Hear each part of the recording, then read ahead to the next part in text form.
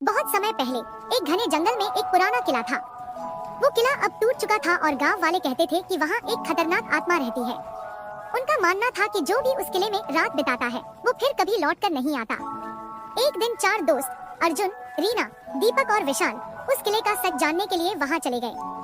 जब वो किले के दरवाजे पर पहुँचे तो दरवाजा अपने आप खुल गया। अंदर बहुत ठंड थी और दीवारों पर खून के धब्बे थे।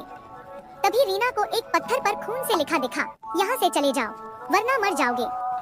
अचानक एक डरावनी परछाई सामने आ गई। उसकी आंखें लाल थी और वह हवा में तैर रही थी। सबके रोंगटे खड़े हो गए। तभी किसी ने विशाल को पीछे से खींच लिया। उसकी गर्दन पर गहरे नाखूनों के निशान थे और वह बेहोश हो गया। तीनों दोस्त किसी तरह भागकर किले के अंदर एक सुरंग तक पहुँचे। वहाँ दीवारों पर खून से बने अजीब निशान थे। रीना को एक पुरानी किताब मिली। उसमें लिखा था कि 100 साल पहले ये किला राजा वीरसेन का था। उसने काले जादू के चलते कई निर्दोषों को मार डाला था। मरने के बाद उसकी आत्मा इस किले में भटकती रही और अब वो हर रात किसी इंसान की तलाश में निकलती है। तभी आत्मा फिर से सामने आ गई और बोली, अब तुम सब मरोगे। हवा में तलवारें चलने लगी। दीपक मारा गया। अर्जुन और रीना भागे, लेकिन रीना को आत्मा ने दीवार पर पटक दिया। अब अर्जुन अकेला बचा था।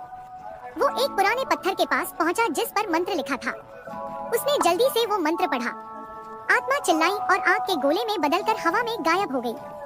अर्जुन बुरी तरह घायल था, लेकिन किसी तरह किले से बाहर निकल गया। जैसे ही वह जंगल से बाहर आया, उसने सुना एक धीमी आवाज उसके पीछे से आई, मैं फिर आऊंगा। अगली सुबह गांव वालों ने बताया कि किले से रात में फिर से चीखें सुनाई दी थी और खिड़की में 2 लाल आंखें चमक रही थी।